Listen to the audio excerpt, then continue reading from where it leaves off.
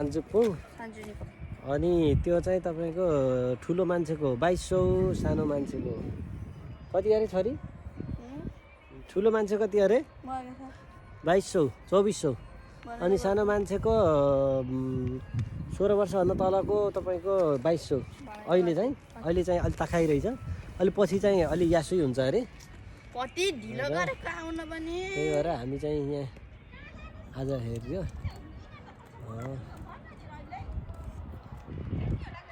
यसरी मजाले चाहिँ आज चाहिँ आएर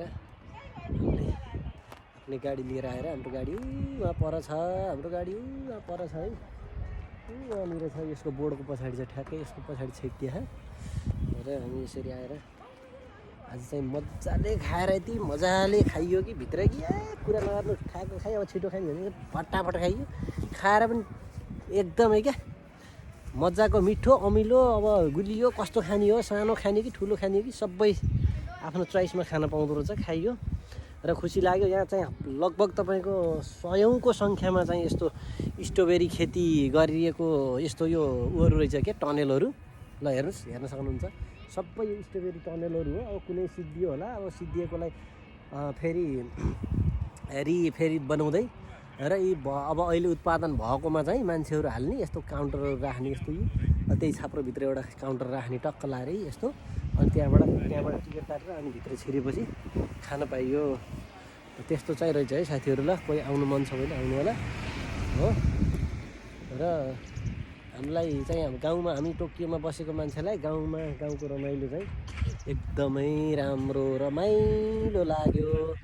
हामी सबै परिवारसित आएको हो, हाम्रो साडु भाइ साली छोराछोरीहरूसित र उहाँहरू, र एकदम रमाइलो लाग्यो। आज चाहिँ एकदम खुसी लाग्यो है। म एकदम एग्रिकल्चरको बारेमा चाहिँ अलिकति जानकारी लिन पनि चाहने मान्छे, त्यही भएर अलिकति जानकारी लिनु पनि थियो, मन पनि पर्यो। अब हामी हेर्दै जानेछौँ। यहाँ चाहिँ एउटा काउली खेती गरे रहेछ। ल हेर्नुहोस्, लसुन खेती पनि गरिएको रहेछ है। तर लसुनै होला सायद है। तर यस्तो रहेछ है, यो मल्चिङ प्रविधिबाट गरेको रहेछ, तर खासै राम्रो त होइन रहेछ। यस्तो रहेछ है। यताउता पुरै पहाडहरू। ल हेर्नुहोस्, यतापट्टि पछाडिपट्टि पहाड छ है, नजिकै छ, सट्टै नजिकै छ। त्यहाँ नजिकै रहेछ यो जङ्गल, पुरा जङ्गल। यो गुम्बाकेन भन्ने ठाउँ चाहिँ हो।